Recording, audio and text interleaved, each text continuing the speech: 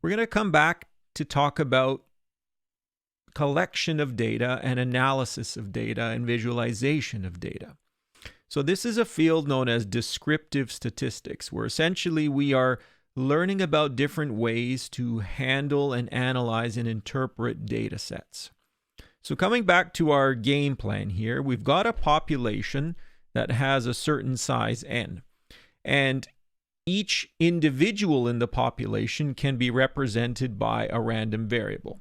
Now, again, we are interested in some feature of these individuals. Maybe it's car color, maybe it's eye color, maybe it's salary, maybe it's height, whatever the case is. To try to say something about the population, we need to sample. So we take a sample, and it's got its own size, little n. And we then say, okay, we take the random variables that we get in our sample, randomly taken, of course. Each one of those random variables will produce a number, an observed value. That observed value is what we are going to call a data point. And when we do this for every random variable in our sample, we produce raw data. We produce a set of values, little x1 all the way up to little xn. We are going to study the different kinds of data that we can get. And for us, there are only two types. Something called categorical or qualitative data, and something called numerical or quantitative data. Now, for the most part, we're going to focus on the second, but the first does come up, and it is useful to know what to do in those situations. We are going to study how best to visualize this, because we don't want to look at raw data tables. We want to organize them in a better way. A distribution is essentially a collection of the data that's organized in a certain way. So it's organized to list the values and the frequency. And in particular, sometimes these are referred to as frequency distributions. So we're going to start with categorical data. Now, in the example that I've given on the PDF file here, we've organized the blood type into a frequency distribution. So categorical data is called that because the data that we have fits into categories. Now, in our case, we've got things organized by blood type. So we've got class A, class B, type O, and type AB. Now, the frequency, or how often we measure it, is also given in this table. It's sometimes useful to have things in terms of percentage. If our sample size is 25, it's very easy to figure out the percentage here. So we would have 20% in this particular category, and so on and so forth. Tables and frequency distributions are great, but the best thing to do is to draw a picture. And the only type of picture that we're really going to worry about for categorical data like this is a bar chart. So a bar chart is essentially taking the data and organizing it into categories. So we could simply list the categories as given. And then on the other axis, we label the frequency. It's just a matter of putting in each value there. So software programs like R love doing this and will do a much better job than you'll ever be able to do by hand. But it's quick and easy to sketch a bar chart like this. You can see which categories have the most and which have the fewest. Now, there are some things you need to be careful about. All the bars have to have the same width. Otherwise, it's very misleading. And what do I mean by that? When we draw a graph, what we are doing is giving visual information. And our eyes are drawn to area. The bigger the area, the more we perceive in that particular category. So if we don't draw the bars with even width, it deceives our eyes into thinking that one category is larger than the other. So for instance, if I had two categories like this with the same width versus two categories with different widths, even though they have the same frequency, just because I've drawn one much wider than the other gives a distortion in terms of the importance of that category. The other thing that can be done is that you could organize things into what's called a Pareto chart, where you draw the categories and they're organized from most frequent to least frequent. So for example, in a Pareto chart, you would always organize your categories so that the largest frequency, the most frequent category is put first. We are going to skip pie charts just because a bar chart will do the same job and it's much easier to work with a bar chart than it is a pie chart. Again, with software, it's very simple to construct all of these things. For numerical data, we do a similar sort of thing. We need to come up with a frequency distribution. So it's essentially a fancy type of table. And then we're going to also talk about visualization. We can talk about various types of visualization. We can do another type of bar chart, which is called a histogram. And there are other things. So we are going to talk about what's called a stem plot. And histogram is essentially like a bar chart for numerical data.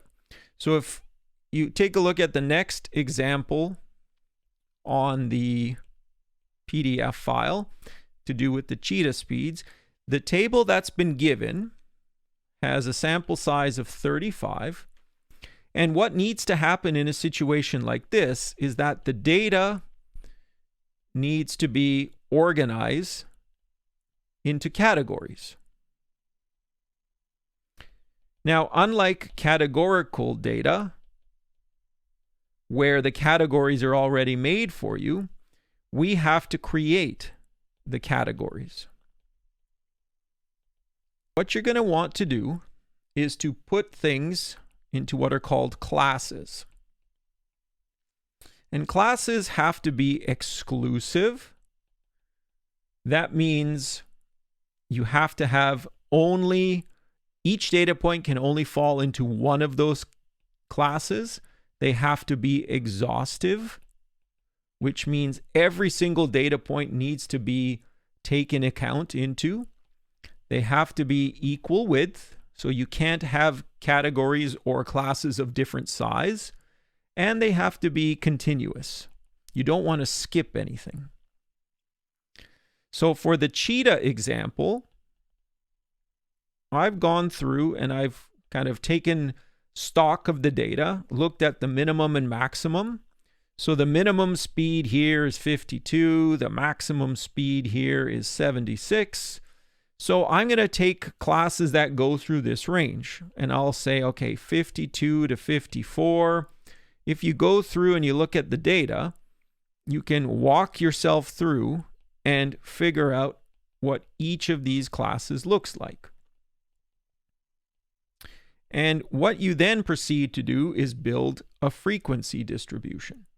Just walk through and you create this frequency distribution by creating classes ahead of time. You could choose different categories or different class widths, but what's important is that they're all the same size. They have to cover all of the data, and you can't have any gaps. Right? You don't want any skips in your categories. I put this lightning bolt there. That means I am skipping all of the values up to that one with the assumption that there is nothing there. And then you just construct your bar chart like normal. Horrible to do by hand, but once you go through the process once, you will very much appreciate then why a software package like R is by far the way to go ahead and do these things. And you can see that most of the data values lie in this first section. So once you've got a picture like this, you can start to give descriptions. This is roughly symmetric.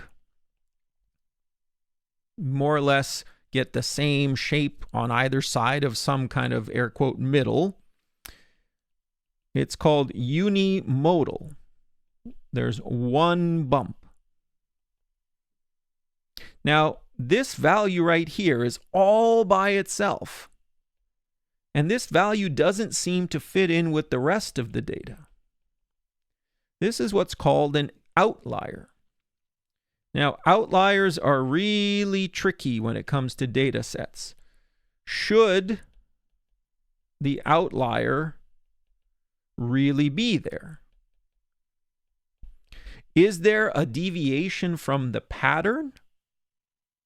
Or did you just fail to collect enough data points to actually see the real pattern? So outliers will always cast a lot of doubt on what it is that you're working on. So we would love to have other ways to try to quantify whether or not you have an outlier. Histograms are great and they are the default visualization for data sets, but they're hard to do by hand.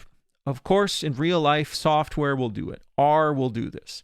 But if you're working on a problem and you want a quick and easy way, a quick and easy visualization, we're going to talk about something called a stem plot. Sometimes they call it a stem and leaf plot. And if you think about a leaf, right, here's the stem, and then this portion here you could call the leaf. What we're going to try to do is make a stem and leaf plot by copying the shape of this. The stem will hold all the digits of our data values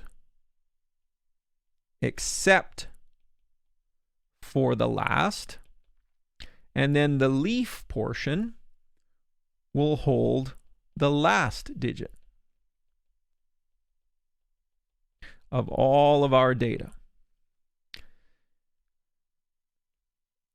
The stem essentially holds the categories or the classes, and then the leaf holds the individual entries. Now, there are a lot of different ways to do stem and leaf plot, but in this particular example, again, I'm looking at the cholesterol example. I am going to create the stem. So the stem is just going to be this line. And if I look at the data values I've got a table of 20 data values. What I'm going to do is take a look at the data values and then figure out the variation in the first two digits here. And then I'm going to go through the data table, the raw data like I've got here, and just cross off entry at a time. So as I look through the data set, if I'm in the top left corner, I see the value of 210. So that means it's going to go, this entry will go in the 21 category, and the final digit is a 0. And that 0 represents that I've got the number 210. So if I start going across the top row and I start filling in the values, I'll go to the next entry. I'll have 209. So that tells me I'm going to go in the 20 category, the 20, and the data value that I've got is a 9. So as I walk through, I'm going to continue to do this for all of the values. So the next value would be 212, 208, 217, 207, 210, and then the second row, fourth column was 203. I go to a 208, 210, another 210, 199. So I start filling in some of these other categories. 215, 221, 213, 218, 202, 218, 200, and 214.